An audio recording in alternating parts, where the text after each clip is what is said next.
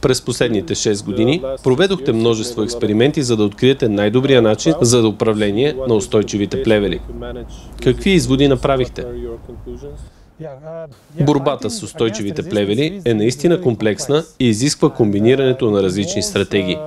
Нашият опит от многогодишните експерименти показа, че комбинацията от сеитбооборот, смяна на механизмите на действие и използване на хербициди и механичен контрол дава най-добри резултати.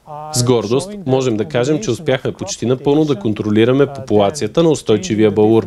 Нашата ефикасност варира от 95 до 100%, което е изключително добра ефикасност, особено като се има предвид, че в някои контролни парцели имаме над 100 растения на квадратен метър.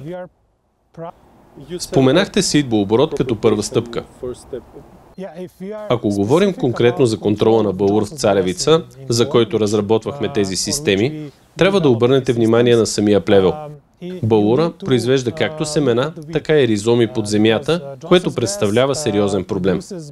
Трябва да започнете с сеитбооборот, който да помогне в контролирането на растенията, произхождащи от ризоми. Препоръчваме есенно засяване на зърнени култури, което носи две ползи за производителя.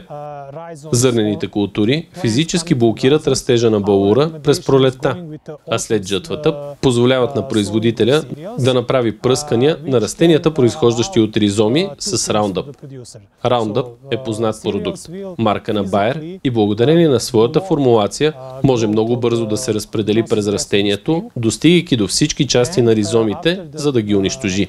След това трябва да обърнете внимание на растенията, произхождащи от семена. Семенният резерв на баура е изключително голям. Едно растение може да произведе десетки хиляди семена. Затова трябва да смените механизма на действие от ALS инхибиторите, сулфонилурей, към така наречените избелващи продукти. Bayer предлага няколко продукта в тази област, които може да предложи на производителите.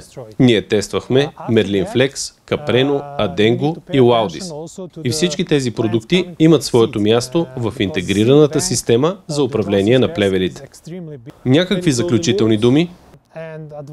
Смятам, че е свършило времето на лесните решения в земеделието. Ще трябва да обръщаме все повече внимание на всеки детайл в производството на културите и препоръчваме на фермерите да следват препоръките и дори да се запознаят с публикациите на университетите, за да се информират за всички възможности и решения в земеделието.